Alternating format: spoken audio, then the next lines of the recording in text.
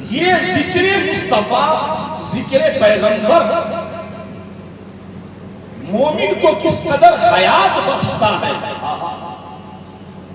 انسانیت کے لیے کس قدر حیات بخش ہے، اور اللہ کی نگاہ میں کس قدر محبوب اور پسندیدہ ہے، کہ آپ ایک مشہور واقعہ سے اس کا اندازہ لگائیں۔ اگست کے ماہ کے آخری عشرے سے ہم اور آپ گزر رہے ہیں۔ جناب والا، اس اگست ماہ کی 15 تاریخ کو آپ نے یوم آزادی منائی، آزادی کا دن منایا، اور سب نے اپنے اپنے انداز میں آزادی کے جشن کا اظہار کیا، اور ہندوستان کی عظیم الشان آزادی کی تاریخ کو یاد کیا۔ لیکن میں اس موڑ پہ عام طور پہ ادارہ چلانے والے لوگوں سے، قوم کے ذمہ دار سے، اور جو ادارہ کے فاؤنڈر، بانی، سرپرست، جن کے اداروں میں دنیا کی تعلیم دی جاتی ہے، ان سے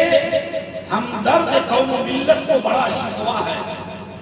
بڑی شکایت ہے کہ آپ اپنے ادارے کے اسٹیج پر ہماری قوم کی اور اسلام کی شہزادیوں کو صرف کمر لچکا کر، ان کے سینے دھڑکا کر، ننگے ناچ کرا کر آپ انہیں گھر واپس کر دیتے، لیکن آپ ان بچیوں کو اور ہمارے قوم کی نونہالوں کو ہندوستان کی عظیم الشان آزادی کی تاریخ سے آگاہ اور خبردار نہیں کرتے۔ اگر آپ کیے ہوتے تو آپ کے بچے جانتے کہ ذکر مصطفیٰ کس قدر اہمیت کا حامل ہے، اور وہ کس طرح جنگ آزادی ہندوستان کی پونے 200 سالہ تاریخ پر مشتمل ہے۔ کیا آپ آزادی ہند کے ہیرو کو جانتے ہیں؟ اگر نہیں جانتے تو ایک کا نام سنو، حضرت علامہ مفتی کفایت اللہ کافی۔ سنو میاں، سر پہ ٹوپی رکھ کے آپ کو بیٹھنا چاہیے میرے وکیل صاحب۔ یہ ذکر مصطفیٰ کی مجلس ہے، میں بڑے ادب و احترام سے آپ کی بارگاہ میں اپنا عریضہ پیش کر رہا ہوں۔ آسان نہ سمجھنا اسے، یہ محفل اس ذات کے ذکر کی ہے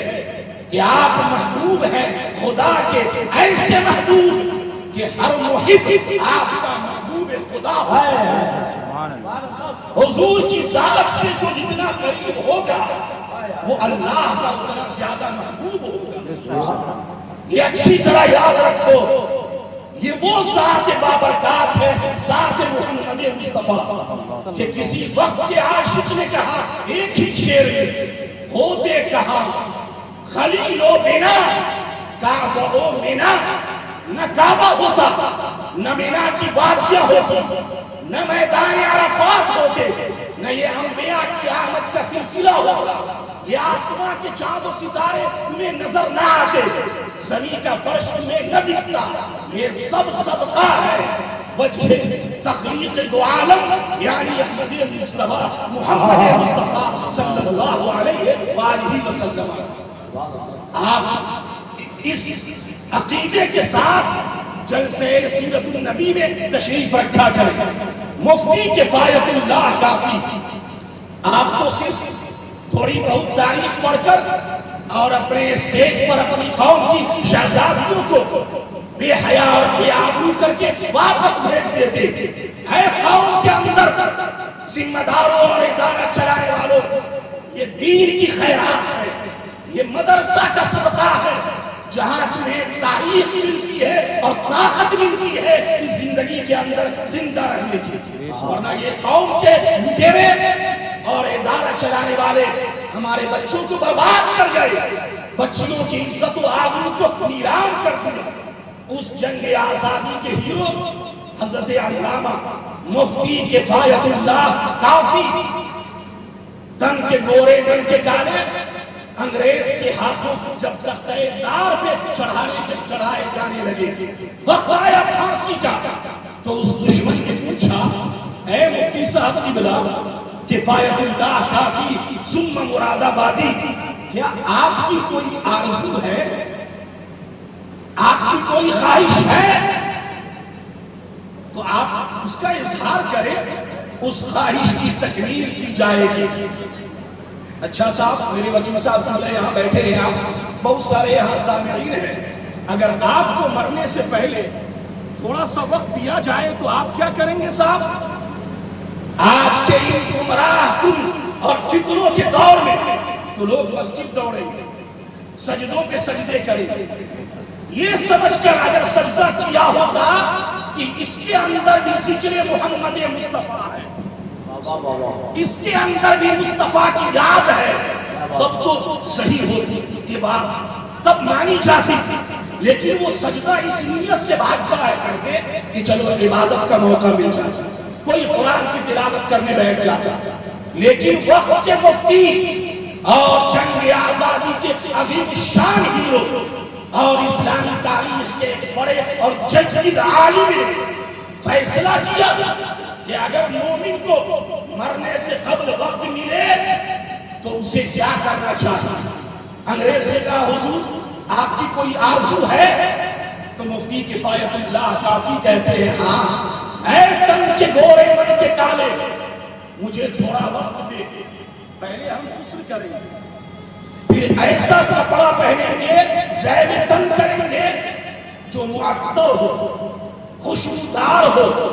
ٹھیک ہے، آپ کو اجازت دی گئی، آپ غسل کریں، کپڑے پہنے، اب کیا کریں گے؟ کہا کہ مجھے قلم دیا جائے، کاغذ دیا جائے،